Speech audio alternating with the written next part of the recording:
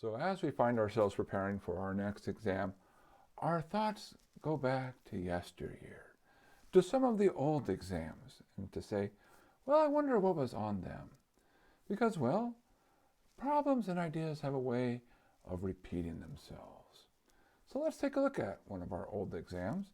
And in particular, here I have a differential equations exam from fall 2022, an excellent vintage. And this one has 6 problems, so it should be a lot of fun. And of course, as always, we want to make sure we get credit. So we'll put a name on here. We'll call it Answers. And let's get going. For number 1, find the implicit solution to y e to the xy plus 2x dx plus x e to the xy minus 3y squared dy equals 0, passing through the point x comma y equals 1 comma 0. And now we see that there's a couple of clues what's going on here. Of course, we see the word implicit. And the other way that we see what's going on is the way that it's set up. Something dx plus something dy. This is exact. We see, aha, this is an exact differential equation, which is great. Life is good. And so, what do? Well, for exact, we say, all right, split up the dx and the dy, which has been done for us. And these pieces here are, in essence, there's a big function we're trying to capture. And that is to say, our answer looks like some function f equal a constant, where this part right here, this are f sub x, and this part right here is our f sub y.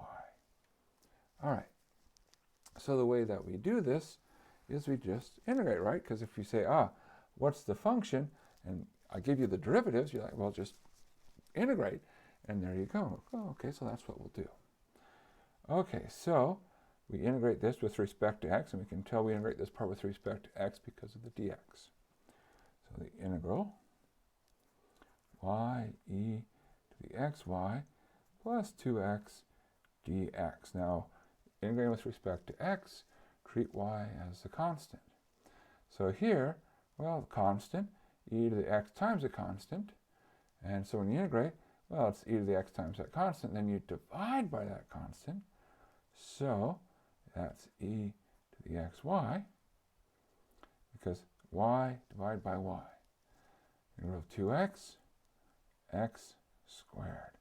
And then, well, other things. Now, what are the other things? It's a constant, right?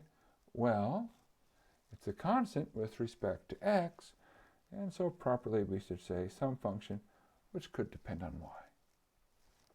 Okay, now do the same thing here. So, all right, here we integrate x e to the xy minus 3y squared dy. So, all right, well, what happens here? Well, the integral of x e to the xy, now we're integrating with respect to y. X is a constant. So constant, e to the constant times y. So when you integrate, well, you have e to the constant times y. The x you divide down because of the substitution. And so, okay, the x's cancel. And so you get e to the xy. Integral of 3y squared with respect to y will give us a y cubed. And of course, we have, again, a constant, but constant with respect to y. So that really is anything which depends just on x. All right, now here comes the fun part. We pretty much know it's exact, right? Just because of the way it's been stated. But for full points, we oftentimes need to verify exactness. They look for it and say, do you really know it's exact? And so here's the test that you can do. It's sort of the test along the way. There is a test you can do at the start, which is to say, okay, well, take the derivative of this piece and take the derivative of that with respect to y, take the derivative of this piece, take the derivative of it with respect to x, and compare. And if they match, life is good. But there's another matching. So that one, essentially, you have your two pieces, and you can go further down derivatives and say, do things match? Or you can sort of go up and say, do the things match in the right way? I prefer going up because, well, that's how you find a solution. And, you know, it's nice to sort of always be making progress towards your solution. And the point is, you look at the parts that involve both x and y. I say the word parts, and that is just anything, any piece. A piece is separated by the plus or minuses. So any piece where both x and y show up in the function. And we look and we say, aha, in this case, they match. And so our conclusion is, it is indeed exact. So it's nice to verify. Okay, well, we're now in our home stretch, right? Because what do we have? Well, these are f. Now, the only problem is, how do you handle the c of y and how do you handle this d of x? And that's where these other pieces come in. So the c of y is capturing that y cubed. The d of x is capturing the x squared. And so our f, which is what we want, is really the overlap where they match, the parts only involving x, the parts only involving y, and that equals some constant. So working our way through the alphabet, we have e. Okay, so there's it. That's our implicit solution. Now that's the general form, depending upon how you choose e, but e is not arbitrary because they gave us a condition. It says, look, we have to pass through the point 1, 0. So we have an initial condition. All right. So how do we handle that? Well, we're going to plug in x equals 1, y equals 0, and we get, well, we'll get e to the 0 plus 1 squared minus 0 cubed equals e. That's 1 plus 1 minus 0. So that says that e equals 2. And now we rewrite. So e to the xy plus x squared minus y cubed is equal to 2. Done. Exact problems are a lot of fun. Oftentimes the hard thing is knowing when it's exact, but in some sense, they kind of give it away. A big clue is look for implicit, and then say, oh, I have something times dx and something times dy, or they give it to you very much like that. You know, if there's a lot of things that you have to rearrange, okay, that won't work. Now, of course, it might look implicit, but it may not be. So be careful. Always check. If it fails the test, well, it turned out it wasn't exact. So, well, that's okay. There's other solutions, or maybe I should say other ways to approach problems. So, all right, well, good. Nice. One down. And let's keep going. Number 2. Find an explicit solution for x squared plus 1 y prime plus 4x times y is equal to 2x times x squared plus 1 with y of 0 equals 1. So we have, again, some initial conditions that we have to satisfy. Now notice here, we actually only have two things which involve y, a y prime and a y. And so we see right away that we're perfectly set up linear first order. So this is a problem that's going to involve integrating factors. So we say, okay, great, perfect. So what's our first step? Now you might say, aha, you take what's in front of the y and you integrate that in e to that power, except be careful. Because what do we see? Well, if we're doing integrating factors, we need what's in front of the y prime to be a 1. Okay, so let's make it a 1. So we're going to divide everything by x squared plus 1. Well, okay, that's actually convenient that there's an x squared plus 1 over there to divide by. So we'll say y prime plus 4x over x squared plus 1 times y is equal to 2x. Okay, so now we're going to take this 4x over x squared plus 1, and that's going to help us find our special piece, which is our integrating factor. And what we do is we're going to take this and do e to the integral of 4x over x squared plus 1 dx, which is, okay, well, all right, that's a little bit. And, well, the nice thing is, you take the derivative of x squared plus 1, and you'll get 2x, which is almost like 4x. So it turns out that this is e to natural log of x squared plus 1. Don't need to worry about the constants when we're finding the integrating factor. Or, if you like, that's e natural log of x squared plus 1 squared, which gives us x squared plus 1 squared.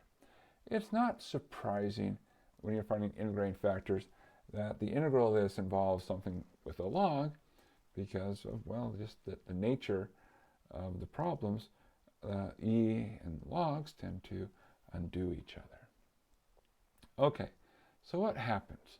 Well, at this stage, we multiply everything by x squared plus 1 squared.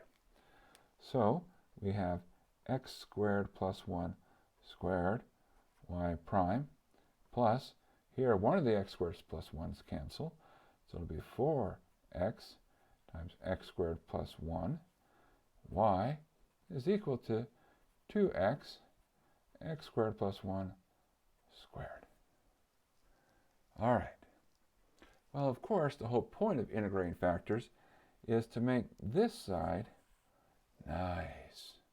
In the following sense, it's really, you take your integrating factor times y and take the derivative of it.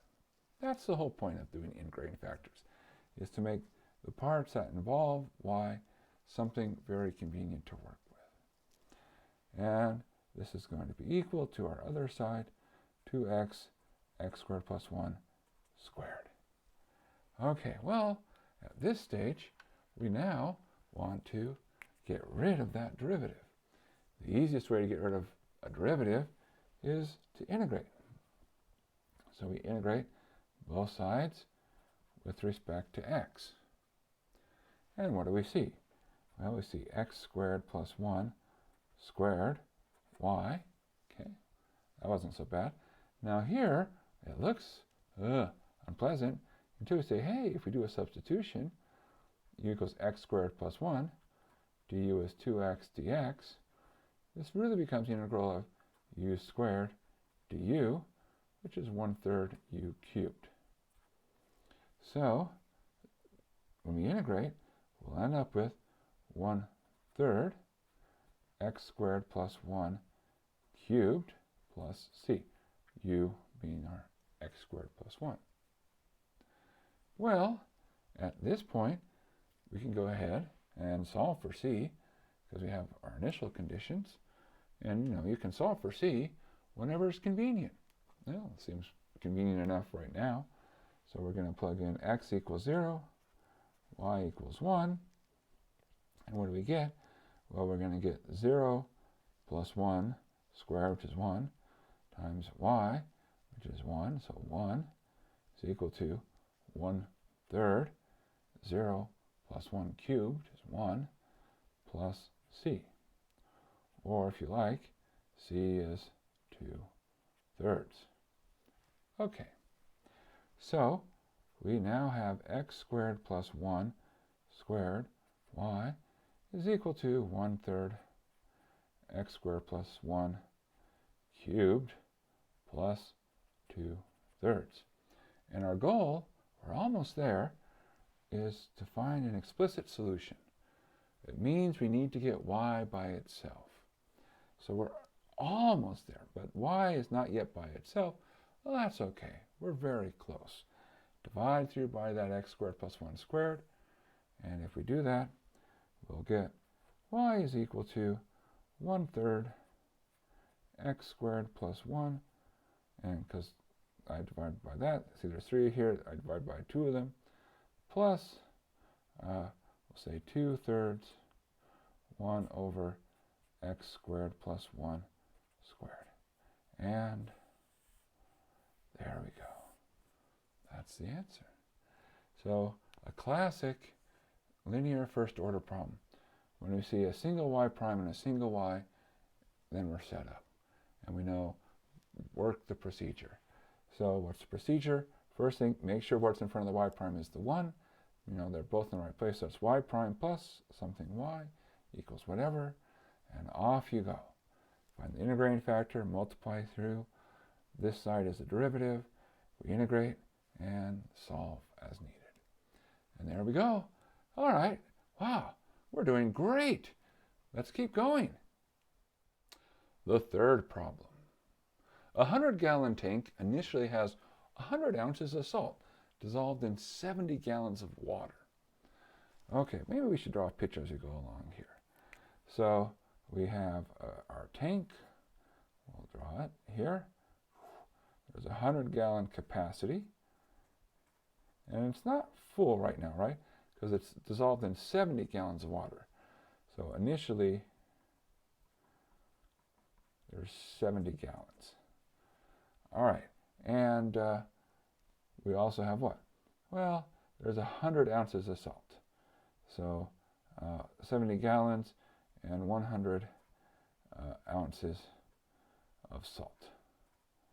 Okay, all right. Now, starting at time t equals 0, water, which contains 1 ounce of salt per gallon, is added to the tank at a rate of 2 gallons per minute. So we have water coming in. And what do we know? Well, it's the rate is 2 gallons per minute, and the concentration is 1 ounce per gallon. Okay. Simultaneously, the well-mixed fluid of the tank is drained. So it's coming out at a rate of 1 gallon per minute. And the question is, how much salt is in the tank at time t for 0 less than or equal to t less than or equal to 30? Now you might say, why 30? What's special about that? Well, we don't need to know, but let's just point out something does happen at time 30. We have 2 gallons coming in, 1 gallon going out. So that says we're going to have a net. So if we go up by 2 and down by 1, that means combined up by 1. And so we're going up by 1 gallon every minute. We have 70 gallons initially, right? It's not completely full, but what happens is water level is going to rise. And we only have 30 minutes until it's full. And of course, at that place, something must have happened because, you can't put 101 gallons in a 100-gallon tank. Okay. Well, all right, so we have all this good information here. And, well, what do? We're going to set up a differential equation because that's the name of the class. Well, we don't call the class set up a differential equation. It's just differential equations. But we can understand, how much salt there is by understanding how the salt is changing. That's the whole story, right? Is if we understand how things start, and we understand how things change, we understand what they are. So we will make a function here. We'll call it S of t, which is the amount of salt at time t. And we're really after this function. We say, okay, so our goal is to find S of t. We know how much salt there is at time 0 because it tells us initially 100 ounces of salt. All right, so 100. And we're going to drop units for the most part. So don't worry about the units. The problem doesn't explicitly state that we use them, and oftentimes they're just a convenience to check. And if it did ask us for units, we just throw it in at the end. All right, so S of 0 equals 100. So we know how it starts. Now we have to say, how does it change? Well, that gets to S prime. So that's the rate at which it's changing. And that's a combination of 2 rates. There's a rate at which things come in, and there's a rate at which things come out. When we take the difference, that's the total rate that things are changing. Now the rate in, well, that's not hard. You come over here, we see, well, there's 2 gallons per minute coming in. Each gallon has 1 ounce, and so we get 2 times 1. Okay, so where does that come from? The rate of how much fluid is coming in and times the concentration in that fluid. Okay, so, all right, well, that gives us an idea of how to do this one. We should have a rate and a concentration. We have a rate, 1. What about the concentration? So how much, salt per gallon? Well, we know how much salt there is. That's this function S. And how about how many gallons there are? Okay, well, let's come back here. So remember, we already had sort of a mini discussion. We said initially there are 70 gallons, but the water level's going up, and it goes up 1 gallon per minute. So this would be 70 plus T. All right? And so, just there's 70 gallons initially, and rising by 1 gallon per minute. So that's where that expression is coming from. Okay. Well, now we have our equation. We're good to go. So we can even sort of forget the picture. We say, look, now the picture doesn't matter. The only thing that we care about are these two pieces of information.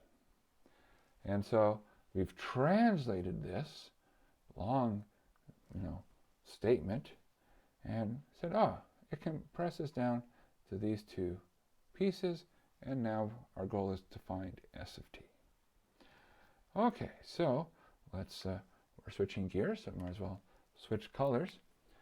And we see, when we look at problems like this, they're always the same flavor.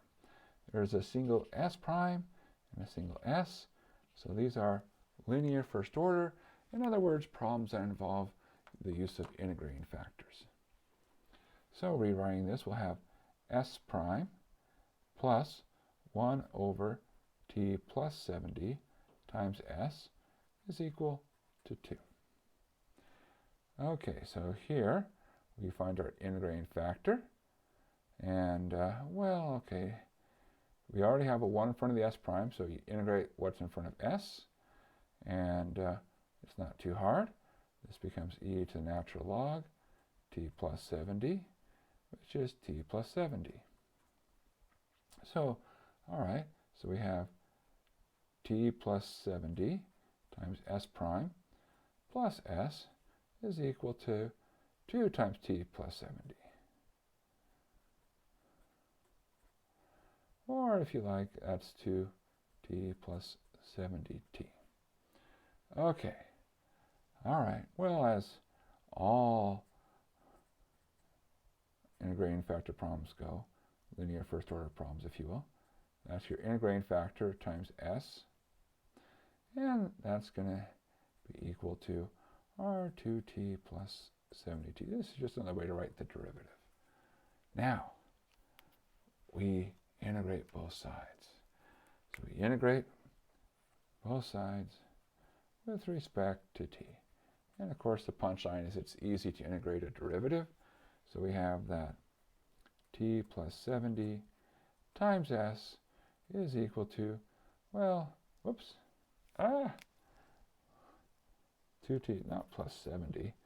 Oh my goodness, 140. I don't know where that was coming from. Pay attention, right? Pay attention. It's easy to make mistakes, but if you're paying attention, it's easier to catch them and to fix them. So we'll get T squared plus 140T plus some constant C. All right. Well, let's use our initial conditions. We know at time t equals 0 that S is equal to 100. So we get that 70 times 100 is equal to 0 plus 0 plus C. Or if you like, C is equal to 7,000. Well, that's all right. No worries. So we're almost there. And so finally, we'll do our last two steps. We'll do them in two parts.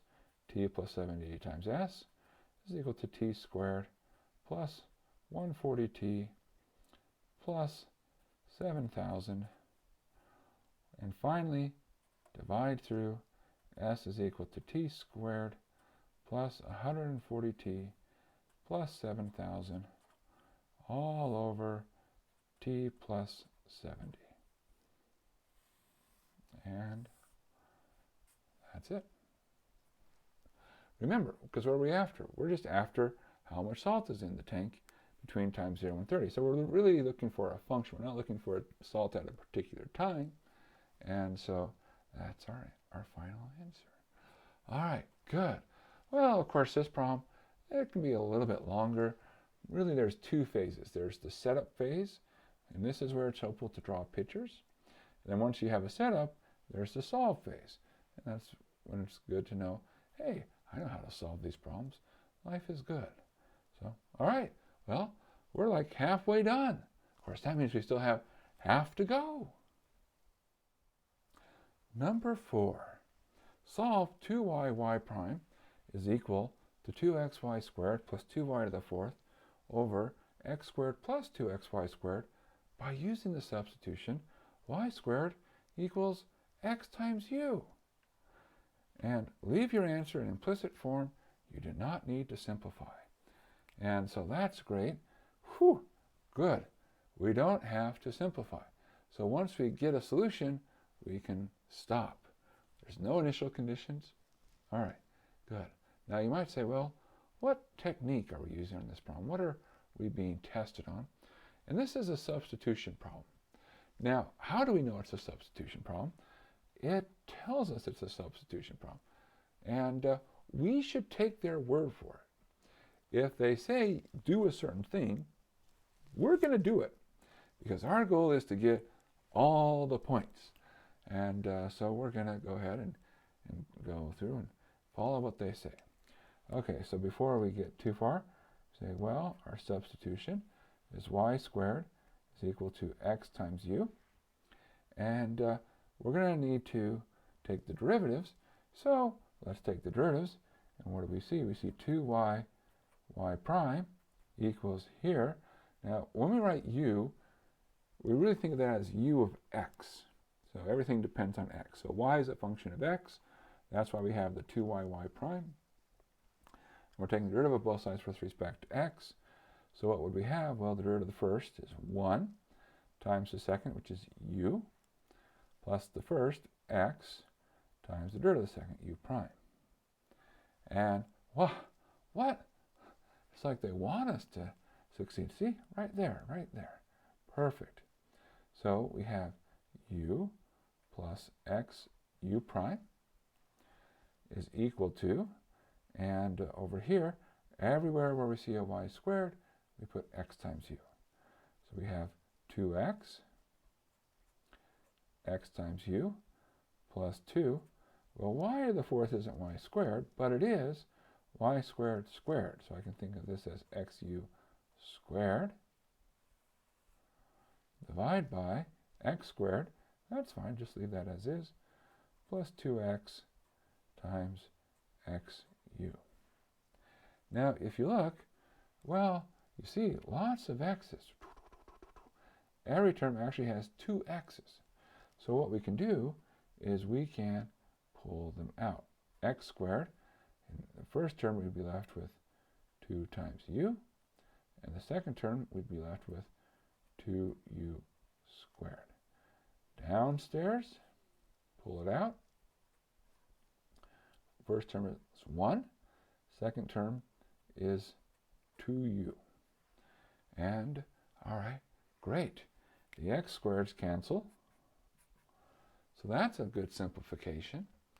And now we look at this and say, hey, you know, there's really just a single x. And so that's probably a clue that we can isolate the x. And if we could do that, we probably can separate. And oftentimes I'll tell you that after a substitution, you have sort of 2 substitutions that you often have. One is Bernoulli, and then everything else, in some sense. When you do Bernoulli, you'll end up with a linear first order. Now this is not Bernoulli. Everything else, you should be looking for separable. So that should be your mindset.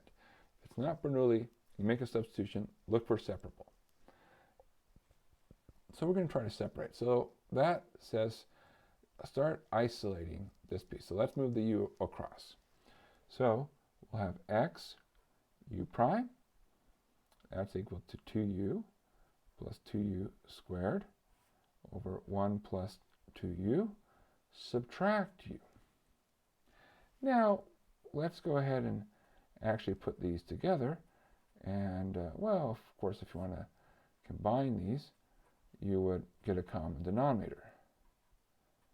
So we multiply u by 1 plus 2u over 1 plus 2u, which would give us 2u plus 2u squared, then minus u minus 2u squared over 1 plus 2u.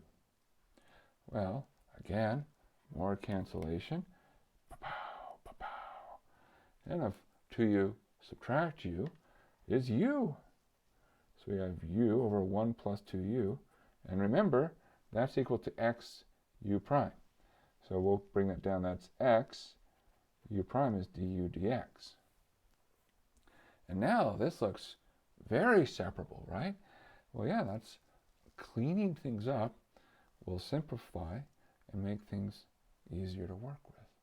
So we're going to move the x dx across, the u over 1 plus 2u across. So remember, when we bring this u over 1 plus 2u across, we're going to flip it. So it's going to do the reciprocal as it comes across. So this leads us to 1 plus 2u over u du is equal to 1 over x dx. And now we're good. We're ready for the next phase. The next phase is to integrate. All right.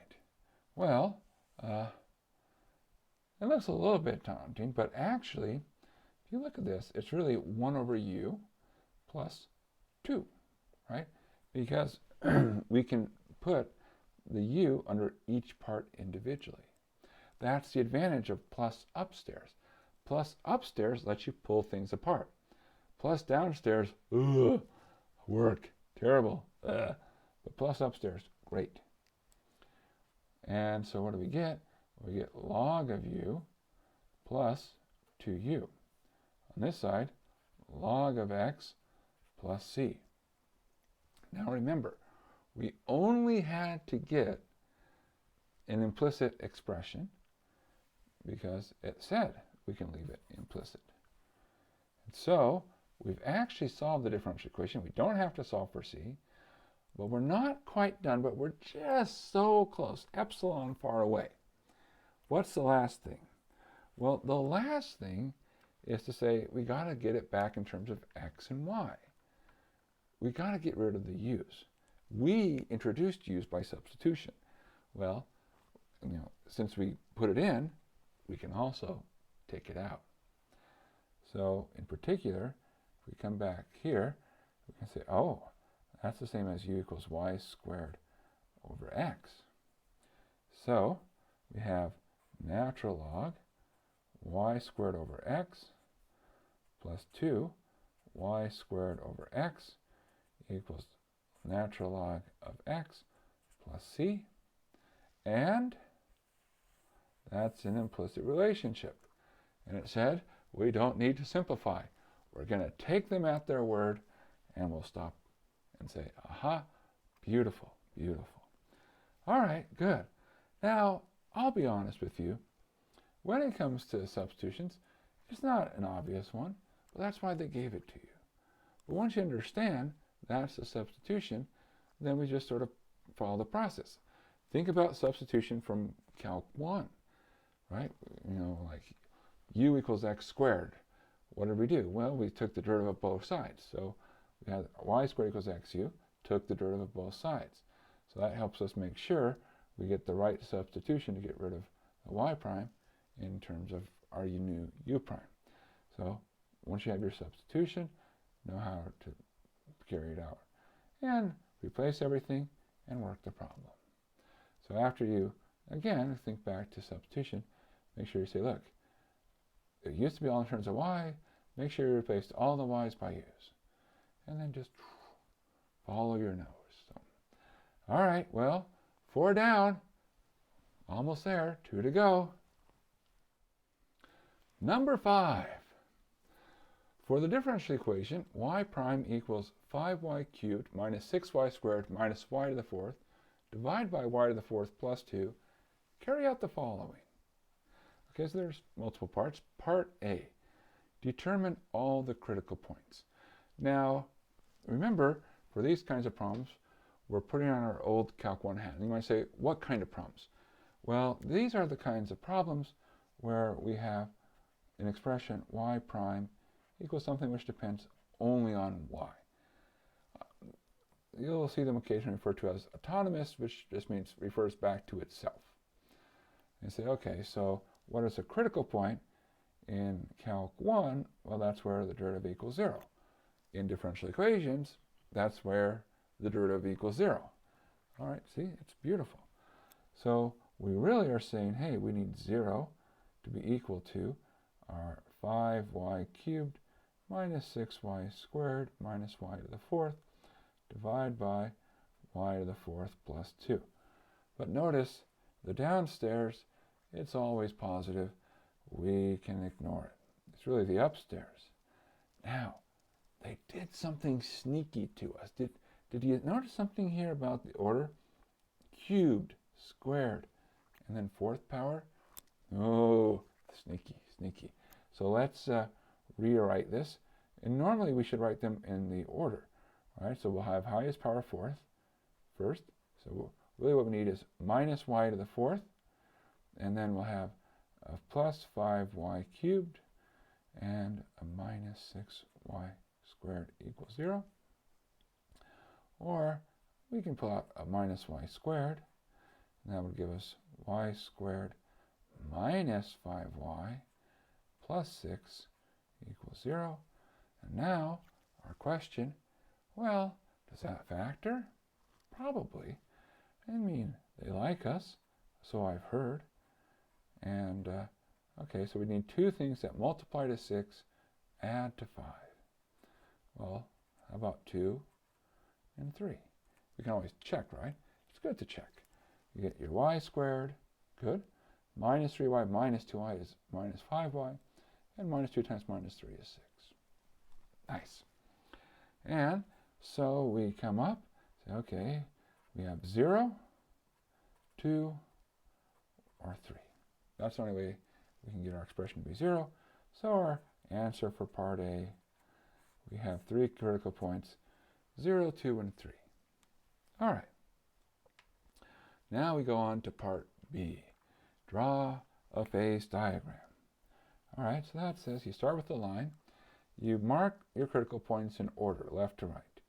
So the smallest one is 0, then 2, and then 3. You don't have to worry about the spacing. That's not important. But, okay, that's not the whole phase diagram. The next thing is to say, look at the value for y prime. And if you think back, to Calc 1, first derivative test, we care about y prime is a positive or negative because that tells us whether we're increasing, decreasing. Okay, so suppose I pick a number, say between, let's start simple, between 0 and 2. That has an easy number. 1, right? And then we can plug it in. Now, you come up here, the denominator is always positive, so it's always the numerator. So 5 minus 6 minus 1. That would be a negative value. Okay, so y prime is negative for numbers between 0 and 2. What if I plug in a number, I don't know, let's say minus 1. Okay, again, denominator is positive. Just focus on the numerator. So we'd have minus 5. Here we'd have minus 6. Here we'd have minus 1. Very minusy. Okay, so y prime is, again, negative. Okay, How about a big number? Like 4. Well, okay, you might be getting nervous here. You say, well, how do you figure that out? But this is a case where we can actually use our factorization, right? Because we say, hey, you know, the top factored, and maybe we can use that. So let's go ahead and remind ourselves. So y prime, we were careful not to do too much. So as minus y squared, y minus 2, y minus 3, over y to the 4th plus 2. So now it's easier to see what's going on. Suppose I pick a number like 4. I'll have a negative, positive, a positive, positive. So minus plus plus plus, downstairs is always plus. So all together, a negative. You know, this point is saying like everything's negative. Well, how about here? 2.5. Negative, positive, positive, because right, negative. 2.5 minus 3 is negative. So I have 2 negatives. Everything else is positive. So this would be a positive value. Now the sign tells us which way to go. So here, where we're negative, we're decreasing to the left. Here we're positive, increasing to the right. And we can read it off. In fact, I like the picture. The picture helps explain everything. What's going on? If we come in, so we're going like this, stable. We attract our nearby points. So, here we'll box our phase diagram. So 3 is stable. Unstable, we go out. We're repelling. So 2, we're going out. So 2 is unstable. And finally, 0, we are going to go in the same direction. So if we're going the same direction, it doesn't matter which way we go. But as long as we go in the same direction, then we are semi-stable. So once you have the picture, the classification is pretty much automatic. And so there we are. That's it. And we're done. These problems are fun. You know, you always hope for these problems. Students love them, you know. 4 out of 5 differential equation students recommend solving these problems to their friends. So, all right, well, one more to go. Our final problem, number 6. Solve y double prime plus y prime minus 2y is equal to 6e to the x, with y of 0 equals 4 and y prime of 0 equals 9. And it said you may use any valid method for finding y sub p. Now, already they sort of give it away, but there was something we saw even before they said that part. The fact that there's something on the right-hand side, 6e to the x, and this is a second order.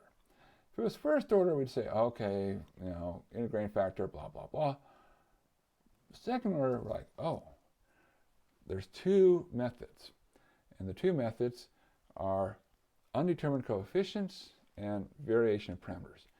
Now, this is a case where variation of parameters is not too bad. However, a good rule of thumb is if undetermined coefficients work, use them.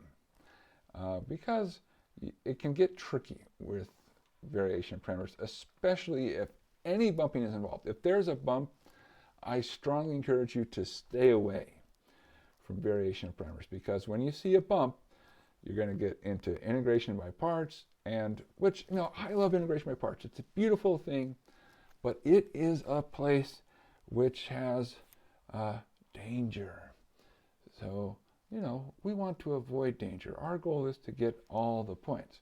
And one way to get all the points, or at least as many as possible, is to make sure we take the path which is the most safe.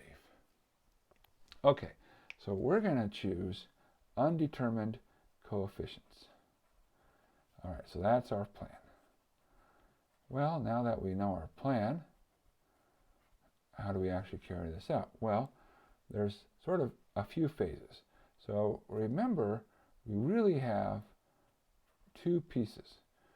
The homogeneous part, which is the complementary solution, and the particular solution. So we always start with the complementary solution. So that means let's look at y double prime plus y prime minus 2y equals 0. Turn it into an algebra problem because, well, we love algebra. And we say, well, does it factor? And usually it does. In this case, it factors into r plus 2, r minus 1. And of course, you could use quadratic formula. You can, check r squared, good, minus r plus 2r is r and minus 2.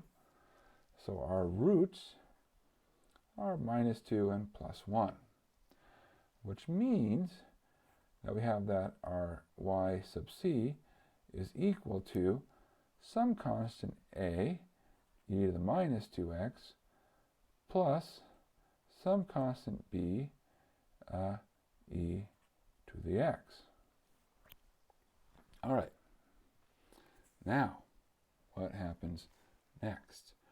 Well, we say, okay, that's our complementary solution. Now we turn to finding our particular solution.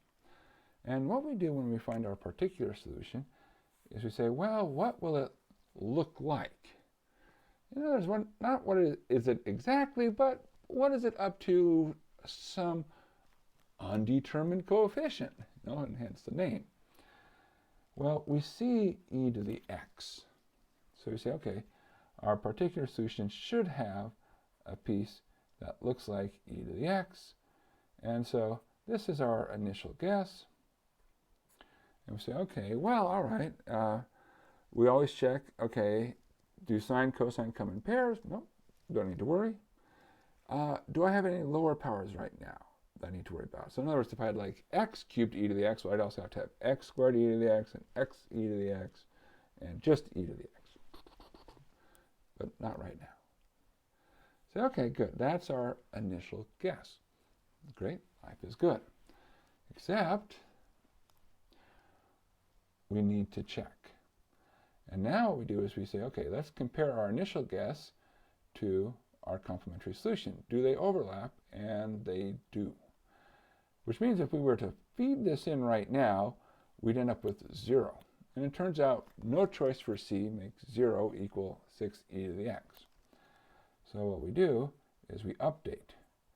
And our update is what I like to call a bump. And it just helps it to work.